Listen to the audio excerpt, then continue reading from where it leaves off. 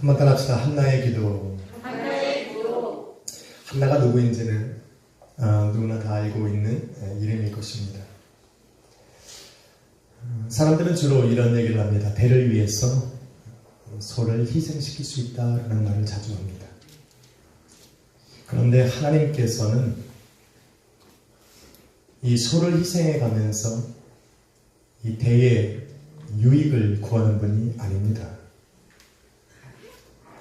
하나님께서는 성경에 말씀하시기를 내가 100마리의 양 중에 한 마리를 잃어버리면 99마리를 버려두고 그 한 마리의 양을 찾아서 가시는 분이 곧 우리 주님이시라고 얘기하고 있는 겁니다. 네. 믿으십니까? 네.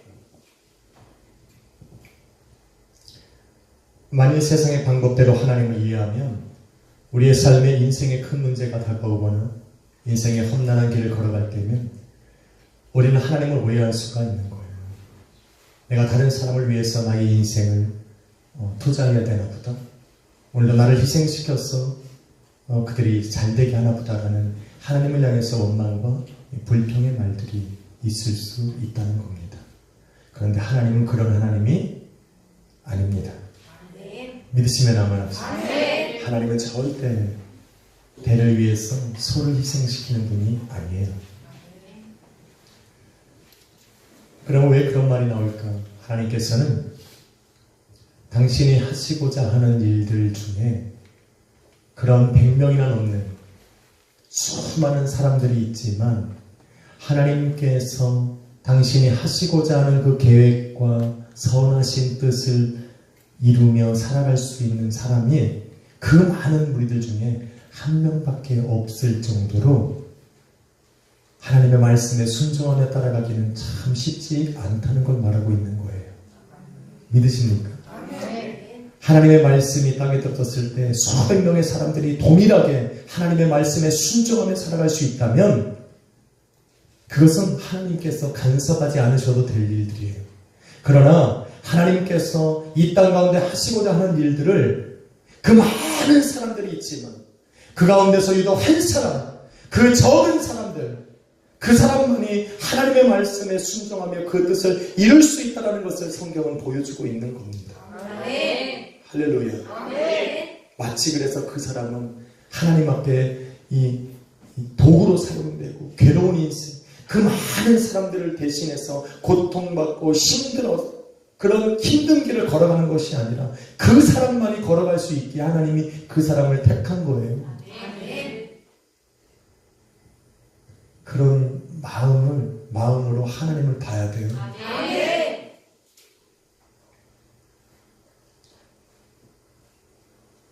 그래서 그 한 사람을 통해서 온 이스라엘이 살아날 뿐만 아니라 그러나 하나님께서 온 이스라엘을 살리고자 택하신 그 한 사람은 더 값지고 소중한 복을 받는 거예요. 이걸 믿으셔야 돼요. 이거를 안 믿으면 큰 고난이 찾아올 때마다 하나님을 원망해요. 오늘은 납니까? 그 100마리 양 중에 하나님 오늘은 나예요? 오늘 나를 택하셔서 저 99마리를 살리시려고 하는 겁니까? 라고 그 불평이 터지기 전에 우리는 그런 하나님이 우리가 믿어야 돼요. 하나님은 좋으신 하나님. 한번 인사합시다. 좋은 하나님이십니다. 할렐루야. 그래서 하나님께서 오늘도 내 자녀와 내 가정과 내 교회와 이제는 열방을 위해서 하나님이 나를 택하셨다면 우리는 감사해야 돼요.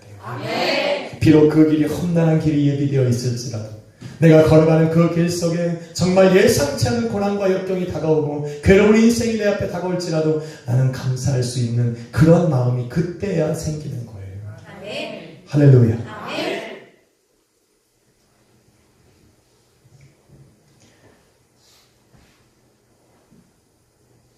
그래서 그 많은 하나님의 역사를 위해서 내가 선택받고 하나님 나를 통해서 그 엄청난 일을 이루어 나가신다고 했을 때 그 힘든 길을 견디고 인내하며 걸어갈 때 나만 걸어가는 것이 결코 아니에요.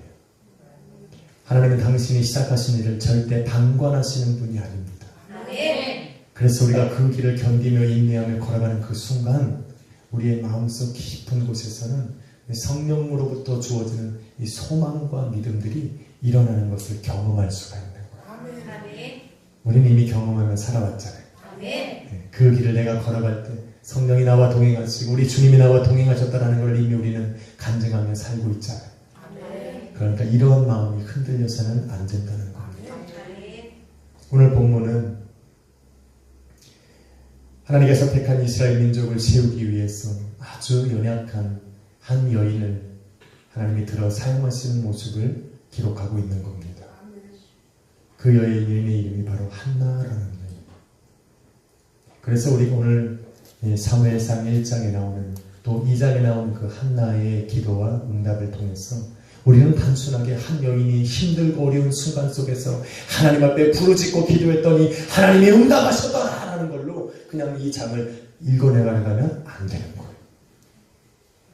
그 안에 한나를 통해서 하나님이 예비하시고 그래서 그를 통해 이루시고자 했던 그 엄청난 그러한 일들을 발견할 때 드디어 우리는 한나와 같은 인생을 걸어가면서 소망을 가질 수가 있고 그러한 길을 걸어가면서도 내가 믿음을 잃지 않는다는 것을 기억하고 오늘 말씀을 잘 읽어야 돼요. 아멘. 당시에 한나는 무자한 여인이었어요. 결혼은 일찍 했지만 자식이 없었어요. 그런데 시대적인 상황 속에서 결혼을 했는데 자녀가 없다면 그 여인은 하나님에게 저주받은 인생으로 좋은 시선으로 바라보이지 않았습니다. 그것뿐만 아니라 그가 속해 있는 그 남편과 또 그 가족들에게 사랑받지 못했어요. 왜냐하면 당시에는 자녀들이 귀했습니다. 특히 남자들이 굉장히 귀했어요. 왜냐하면 이스라엘 민족들은 수많은 전쟁을 겪으면서 이 조금만 나이가 차고 칼을 들을 수 있는 나이가 되면 전쟁터에 투입이 되었어요. 그래서 다 죽임을 당하고 이제 그 이스라엘 민족 중에는 남은 남자들이 별로 없어요. 그래서 내가 한 여인을 구하고 한 남자의 여인이 되면 자식을 많이 낳아야 돼요. 그런데 자식을 낳지 못한다는 것은 그 여인의 인생은 정말 세상 사람들 앞에 조롱과 비난과 핍박을 받을 만큼 그런 아주 안 좋은 상황에 이르게 되는 겁니다. 지금 한나가 다 그런 상황에 있는 거예요. 그래서 사람들은 이렇게 이 자녀를 낳지 못하는 여인을 바라보면서 늘 손가락질을 하나님 앞에 저주받으면서 여러분 우리는 다 알고 있지 않습니까? 다윗이 이 하나님의 법궤를 이 자기의 성으로 가지고 들어올 때 너무나도 기쁜 거예요. 그래서 다윗이 언약궤를 이렇게 등에다 메고 6걸음을 걷고 그 앞에다가 황소를 잡아서 제사를 드리고 다시 제사가 끝나면 6걸음을 걸어서 다시 황소를 드리는 그래서 그 먼 거리를 제사를 드리면서 자기의 궁으로 여호와의 언약궤를 들고 들어올 때 너무나도 마음이 기쁜 거예요. 그래서 그 앞에서 춤추며 찬양하고 그 자기의 성으로 들어올 때에 많은 사람들이 환호하고 많은 사람들이 함께 기뻐하는 가운데 다윗이 춤을 추기 시작했는데 춤을 추다 보니 어떤 일이 벌어졌어요. 바지가 내려가는 것도 모르고 춤을 추는 거예요. 그런데 저 다윗성 꼭대기에서 그의 아래의 미갈이 바라보면서 쫙 바라보니까 자기의 남편이 춤을 추면서 바지가 내려가는 거예요. 그런 옆에 같이 서 있던 그 궁녀들이 막 수군대고 웃고 막 웃는 거예요. 그것을 바라보면서 다윗에게 나아가서 얘기하기를 당신은 왕으로서 어떻게 저렇게 천한 자들 앞에서 그렇게 바지가 내려가도 추한 일을 하느냐라고 얘기했어요. 그게 다윗이 뭐라고 말합니까? 나는 저 사람들 앞에서 춤을 추고 찬양한 것이 아니라 우리 여호와 하나님만 바라보고 찬양했다고 얘기해요. 그 순간 하나님께서 그 미간에 그 뭡니까? 태문을 닫아버리셨어요. 저주받은 겁니다. 그래서 여인이 아기를 못 낳으면 그런 하나님의 저주 가운데 놓였다라고 그런 비참한 인생을 살아가게 된 겁니다. 그래서 자녀를 낳은 거는 축복이에요. 그래서 자녀들한테 고마워야 돼. 아유 이놈들아 태어나줘서 고맙다. 너 때문에 내가 산다.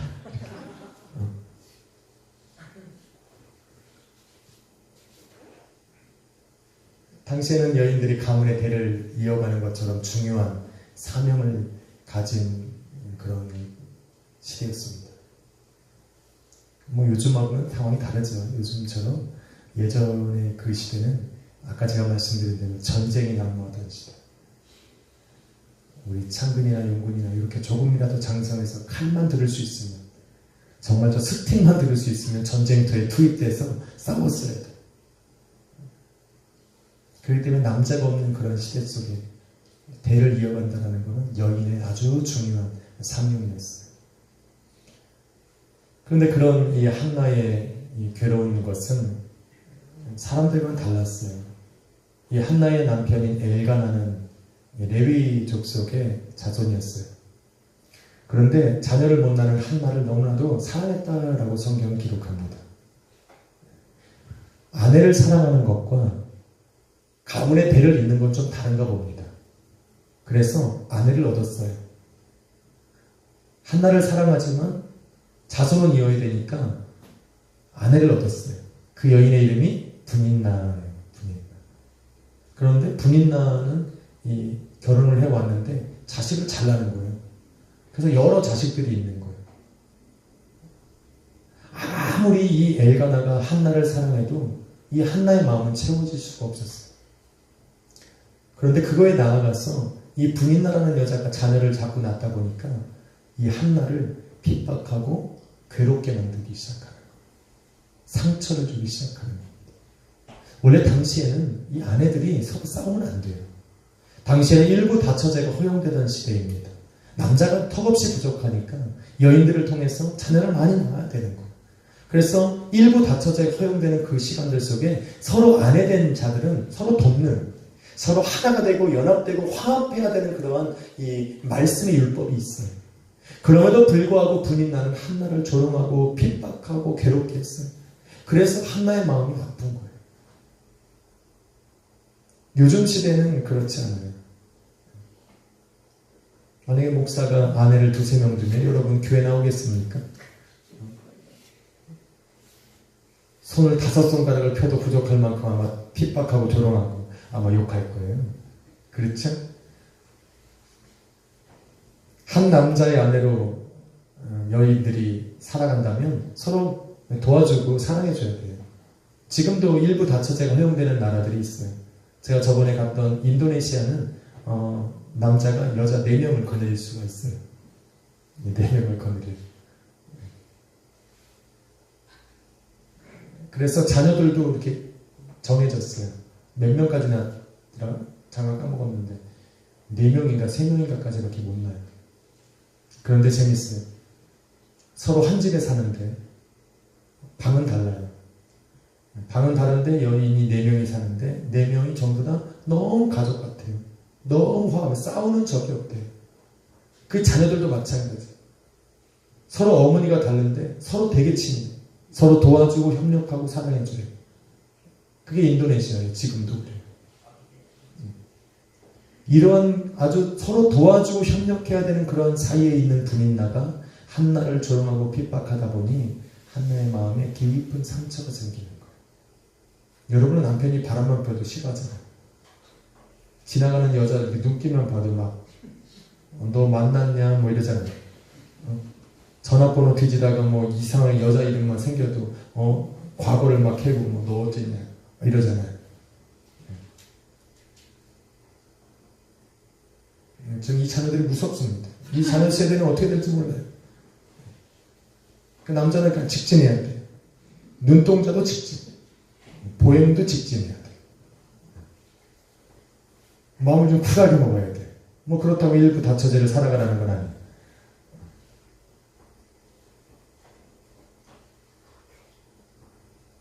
만약에 여러분의 삶에도 가장 친하고 가장 친근해야 하고 가장 서로 돕고 사랑해야 되는 그러한 사람에게서 상처와 모욕과 괴로움을 당한다면 정말 그 마음에는 깊은 상처가 다가오는 겁니다.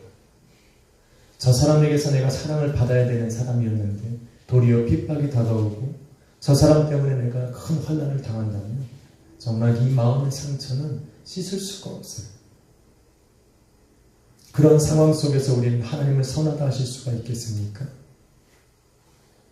가식적으로 우리가 얘기하는 것 빼고 우리가 그런 나의 삶을 이렇게 감당하고 있으면서 하나님은 언제나 당신의 자녀들을 향해서 선하고 아름답고 완전한 계획을 가지고 계시다는 분이로 우리는 믿어질 수 있겠냐는 거예요.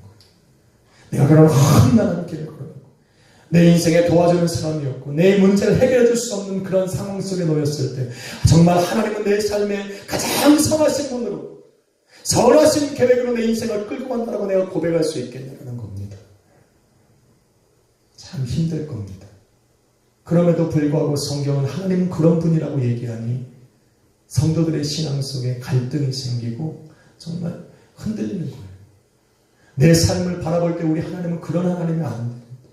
성경은 그런 하나님이라고 내게 자꾸 얘기를 하니까 내 신앙이 자꾸 흔들리는 거예요. 하나님 도대체 어디에서 그 하나님을 찾아야 돼요? 정말 저 많은 사람들이 하나님은 다 그런 하나님이실 수 있는데 유독 내 하나님은 그런 하나님이에요. 하나님은 나를 향해서는 그러한 분이 아니라는 것을 자꾸 얘기하고 싶은 마음들이 내 안에서 막 충동질하기 시작합니다. 이럴 때 성도는 어떻게 해야겠냐는 거예요. 오늘 한나와 같은 상황에 몰렸을 때 어떻게 해야겠냐는 겁니다. 한나는 이러한 아픔을 들고 여호와 앞에 나간 거예요. 기쁨으로 나간 것이 아니에요. 하나님 앞에 제사하고자 정말 내 마음을 다 들여서 온전히 내가 하나님 앞에 감격하고 감사하는 마음으로 그 앞에 나아간 것이 아니라 이런 애통한 마음을 들고 하나님 앞에 나아간 거예요. 하나님 전이 아니면 내가 이 마음을 토해낼 수 있는 사람이 없기 때문에 그런 애통한 마음을 붙들고 하나님 전 앞으로 나아간 거예요. 그래서 그런 이 한나의 마음을 너무나도 잘 표현하는 것이 바로 12절 13절에 보는 거예요. 한나가 여호와의 전 앞에서 오랫동안 여호와의 전 앞에 기도하였다는 거예요. 그런데 그냥 기도하는 것이 아니라 그의 마음으로 기도했다는 거예요. 심령을 다해 기도했다는 거예요. 여러분 영어 성경으로 보니까 she was praying in her heart라고 얘기해요. 그녀의 마음으로 기도했다는 거예요. 입술은 열지만 소리를 낼 수 없는 그런 간절함으로 애통함으로 하나님 앞에 기도했다는 거예요. 한나는 지금 여호와의 전 앞에 있는 거예요. 수많은 사람들이 와서 하나님 앞에 제사하는 그 성전에 그 앞에 나아가서 기도할 때에 소리를 낼 수가 없는 거예요. 많은 사람이 들을 수 있도록 나의 수치와 모욕을 그 사람들에게 알도록 기도할 수 없는 상황이었다는 거예요. 여호와의 전 앞에 나가서 우리는 어느 순간 하나님 앞에 간절히 기도할 수가 없어요. 왜? 저 사람에게 나의 수치와 모욕과 내 가정의 어려움과 내 인생의 어려움들이 저 사람에게 들릴까봐 마음 졸이며 기도하는 그런 성도들의 모습과 같은 거예요. 어떻게 마음을 다해서 내가 정말 가슴에 내 이 아픔을 내가 하나님 앞에 큰 소리로 외칠 수도 없습니다. 내 마음도 괴로운데 그런 하나님 앞에 내 마음을 토해낼 수 없는 그런 이 한나의 마음을 오늘 성경은 기록하고 있는 거예요. 그런데 재미있는 것은 이런 성도들의 모습을 세상이 바라볼 때 세상은 이렇게 얘기해요. 저들이 술 취했다라고 얘기해요. 그래서 오늘 엘리가 그렇게 여호와의 전 앞에 오랫동안 기도하고 있는 그 한나의 모습을 바라보면서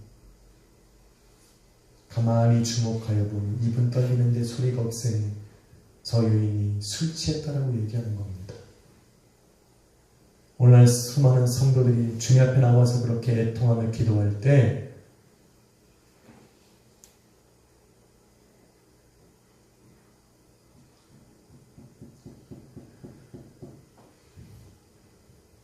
세상은 그런 성도들을 향해서 술 취했다라고 얘기한다는 거예요. 제정신이 아니라는 거예요. 인간의 방법과 그런 여러 가지 모습이 아닌 이해할 수 없는 행동들을 하는 우리를 바라보면서 술 취했다라고 얘기해요. 이해할 수 없다는 겁니다. 한나가 어떻게 그럴 수 있었을까? 여러분 오순절날 예수님께서 부활하시고 승천하시면서 제자들에게 이런 말을 해요. 너희는 예루살렘을 떠나지 말라 합니다. 그래서 약속하신 성령을 기다리라는 그 말씀을 붙들고 마가다락방에 모여서 기도하다가 어느 순간 그들이 이 마가의 문을 박차고 나가서 세상을 향하여 예수 그리스도의 복음을 증거하고 있었어요. 그런데 그들의 복음의 소리를 들었던 세상들이, 그 많은 예루살렘에 모였던 사람들이 그들을 향해서 뭐라고 말하냐면 저들이 낮에 술에 취해 있다고 얘기합니다. 그런데 성경은 뭐라고 말합니까? 그들이 술에 취한 것이 아니라 하늘로부터 불의 여같이 갈라지는 성령의 충만함이 그들의 심령을 두드렸다라고 얘기합니다. 그들의 먹사람 머리 위에 그들에게 충만함이 임하고 그들의 성령의 충만함 받고 세례를 받아서 그들이 말하게 하심을 따라서 그들의 배에 전하였다라고 얘기하고 있는 거예요. 성령이 하시는 일은 세상이 바라볼 때 술 취한 것처럼 보여요. 세상이 이해할 수 없는 일을 내가 하고 있다면 그것은 내가 하는 것이 아니라 하나님께서 나를 통해 일하시고 계시는 거예요. 아마 저와 여러분의 이성적으로 세상적인 걸로 그런 상식적인 것이라면 세상이 이해할 수 없는 일을 세상 앞에 우리는 하지 않습니다. 왜? 내가 왜 그런 일을 행하면서 세상으로 조롱받아야 되는지. 우리의 생각과 우리의 이성은 그렇게 우리를 못하게 합니다. 그런데 성령에 감동되면 우리는 세상이 이해할 수 없는 일, 세상이 조롱하고 핍박하고 비난할 수 있는 그러한 일들을 우리는 하게 되는 거예요. 오늘 한나는 자기의 힘으로 그 자리에 있는 것이 아니에요. 성령 하나님이 그의 통한 그의 한나의 마음을 부여잡고 하나님의 전으로 인도해 오는 거예요. 그리고 그의 통하는 마음을 부여잡고 그의 성전 앞에 나와서 하나님 앞에 기도하도록 그의 성령께서 지금 도우고 계시는 거예요. 세상이 이해할 수 없는 일이 하늘로부터 시작되었다면 그 모든 일들은 하나님의 뜻 안에 있는 거예요. 하나님의 마음속에 기억되어져 있는 겁니다. 그래서 여호와의 제단 앞에 무릎 꿇었던 한나의 모습은 하나님의 마음에 지금 기억되어 있는 거예요. 그렇기 때문에 하나님께서 드디어 그 여인을 생각하시고 그를 통해 일하시기 시작합니다. 그 바로 첫 번째 일이 무엇입니까? 그의 태의문을 열어서 자녀를 낳게 하십니다. 왜 자녀를 낳게 합니까? 그 자녀를 낳는 것이 그 여인의 인생의 문제의 해답이었기 때문에 그래요.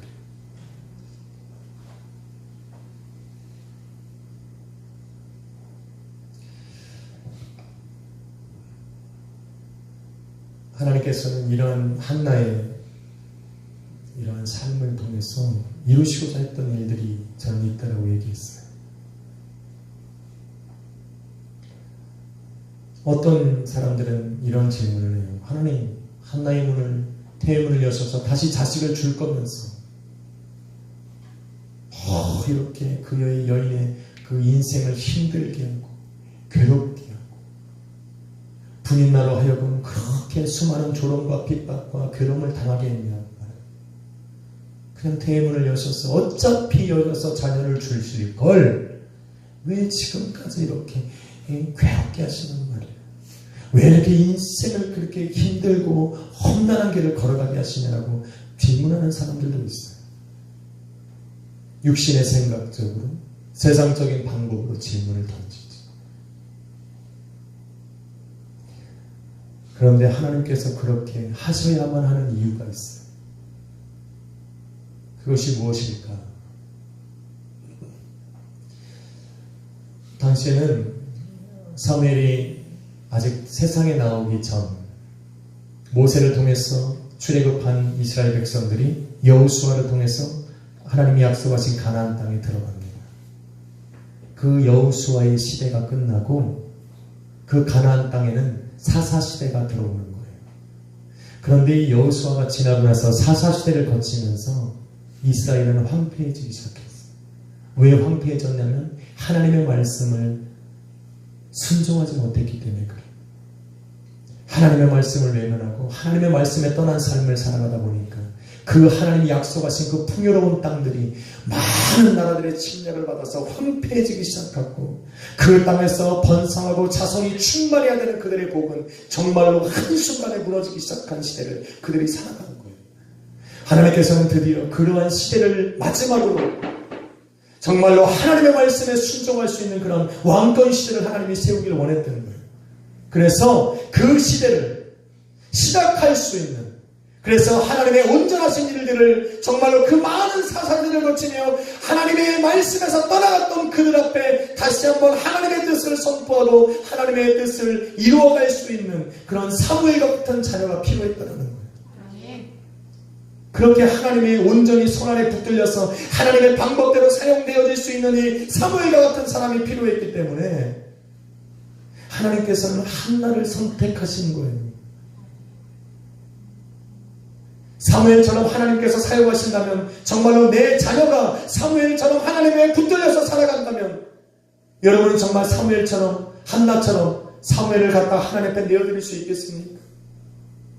왜 한나가 삭도를 대지 않겠냐라고 얘기한 줄 아세요? 정말로 내 일생에 그렇게 힘들고 오랜 기간 동안 정말로 내가 기도해서 낳은 자식인데 내가 품에 품고 싶지 않겠냐라는 겁니다. 어찌하든지 머리를 예쁘게 자르고 머리를 가꾸고 옷을 입히고, 정말로 야곱이 늦게 얻은 그 요셉을 정말로 남들 형제들보다도 더 좋은 옷으로 입혀서 사랑으로 품었듯이 한나가 사무엘을 그렇게 하고 싶지 않았겠냐라는 거예요. 100세에 얻은 이삭을 정말로 자기의 생명처럼 여겼던 이 아브라함처럼 그 사무엘을 정말로 내 품에 안고 절대로 하나님 앞에 내어주지 않겠다라고 했다면, 그런 한나의 모습으로 살아가는 사람을 어떻게 하나님이 사무엘을 사랑하겠냐라는 겁니다. 그런데 하나님은 사무엘을 사용해야만 했어요. 그래서 한나를 택한 거예요. 그래서 한나로 하여금 오랜 기간을 거쳐서 자녀를 낳지 못하던 그를 하나님이 생각하신 거예요. 기억하신 거예요.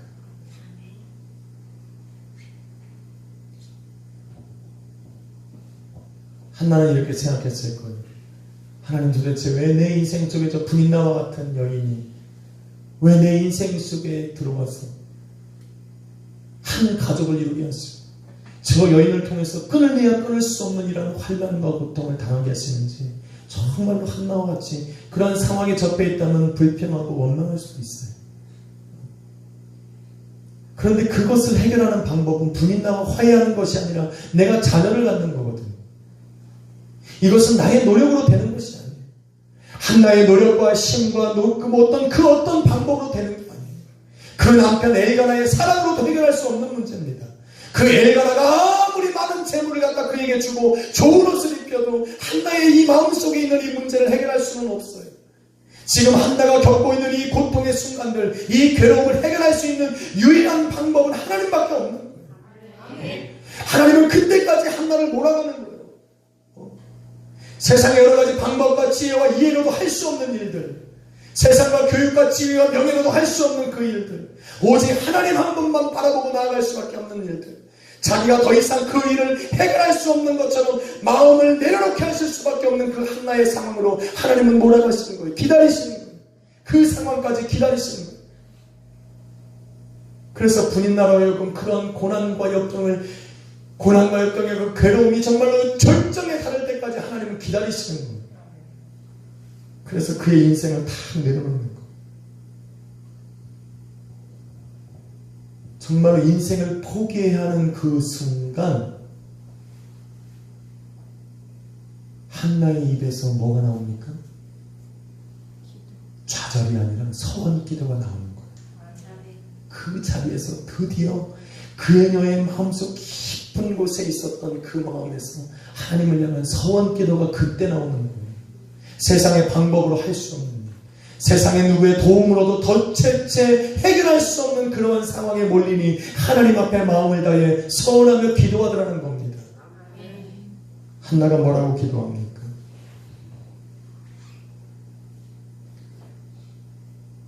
정말로 지금 한나의 상태는요,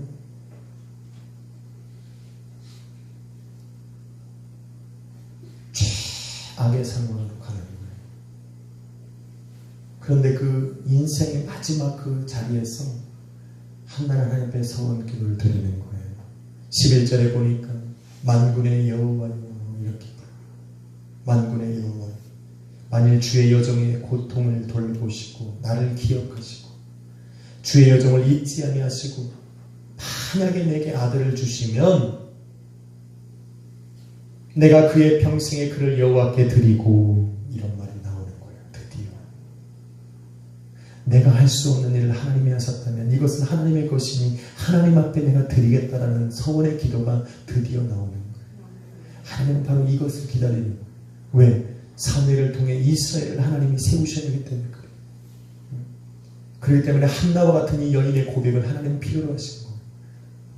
이 고백이 있어야 하나님은 사무엘을 사용하실 수 있기 때문에 하나님은 이 한나를 기다리고 계시는 거예요. 그런데 당시에 수많은 여인들이 자녀를 낳지 못했는데 왜 유독 한나를 골랐을까? 그 당시에 애를 못 낳는 여인이 한나 한 명밖에 없나요? 성경에 한나만 나왔어요? 그래서 한나밖에 없어요? 아니요. 수많은 여인들이 결혼했지만 자녀를 낳지 못하는 상황이 있었어요. 그런데 왜 유독 하나님은 한나를 사용하셨을까?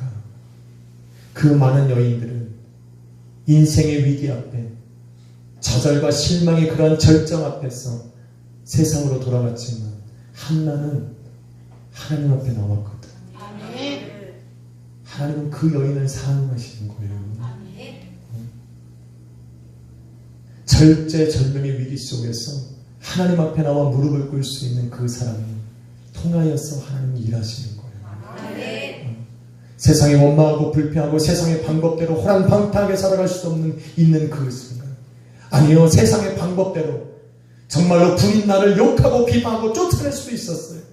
마치 아브라함의 아내 사라처럼 자기를 핍박하던 그 하갈과 이스마엘을 정말로 냉정하게 저 사막 한가운데로 보내버리는 그러한 일들을 할 수도 있었어요. 그런데 한나는 그것이 아니었어요.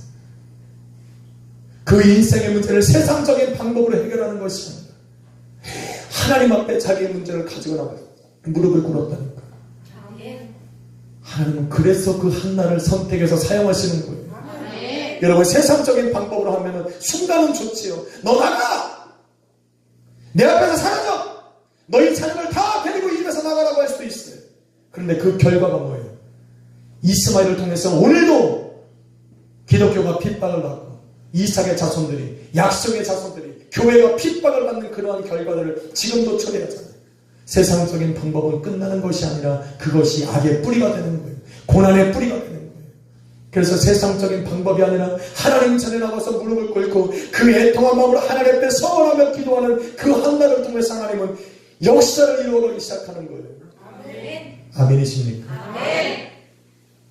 그 절제절명의 위기 속에 하나님 앞에 나온 그 여인은, 그 한나는 드디어 만군의 주고 세상을 창조하신 그 하나님, 정말로 제단 위에서 우리를 살피시고 모든 재물을 받으시고 온 땅을 다스렸던 그 전지전능하신 하나님이 이제 나의 하나님으로 다가오는 순간이에요.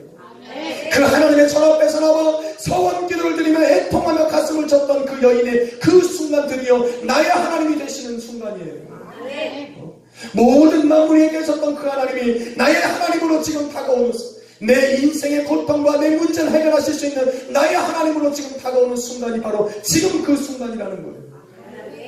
여러분의 인생 속에서도 정말로 우리 하나님이 저 구발리 장천에 있는 하나님, 정말로 세상을 구원하셨으나 나와 상관없는 그 하나님으로 내 주님이 다가온다면 그 사람에게는 역사가 일어나지 않는 거예요.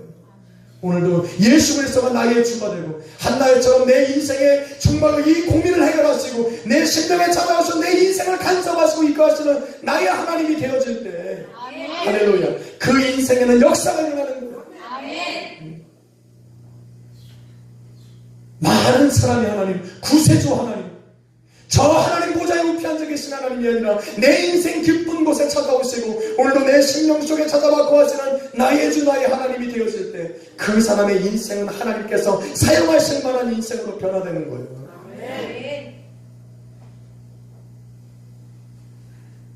생각해요. 믿으십니까? 그런데 여러분, 사람들은 쉽게 이렇게 얘기해요. 한나가 막 그렇게 간절하게 기도했던 하나님이 한나를 통해서 역사하셨더라 라고 생각하면 안 돼요.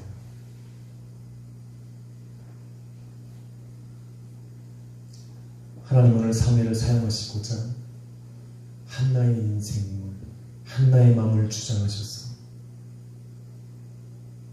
성령으로 말씀하셔서 그 성전 앞으로 하나님의 전 앞으로 인도하신 거예요. 아멘. 오늘날에도 얼마나 많은 사람들에게 오늘 성령을 통해서 하나님의 음성이 들려지는지 몰라요.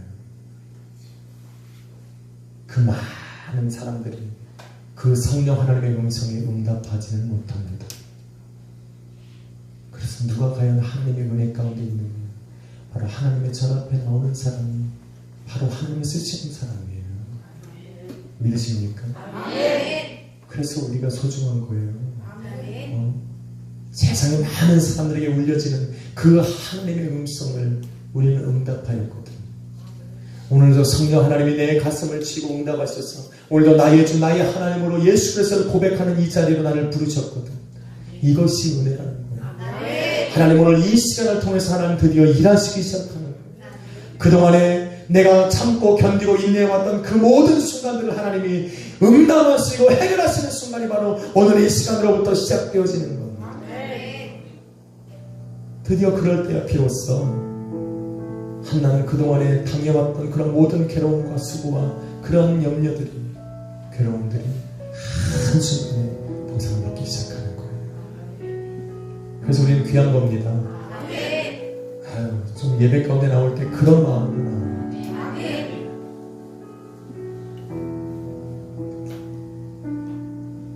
담임 목사가 이런 말하면 참 그렇지만 저 위에서 교회 나오시는 거는 정말 참 불행한 인생들을 사시는 거예요.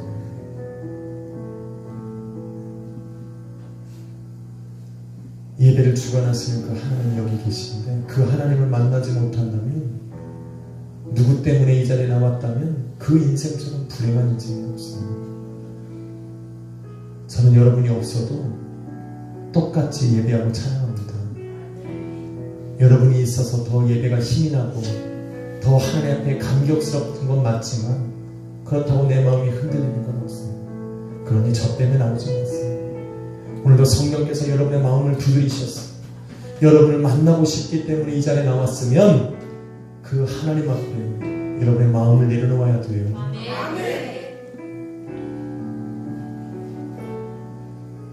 불쌍한 인생 살지 마세요. 주님이 계신 전 앞에서 여전히 내 마음이 세상에 속한 사람처럼 살아가는 하나님이 얼마나 가슴 아프겠냐라는 거예요.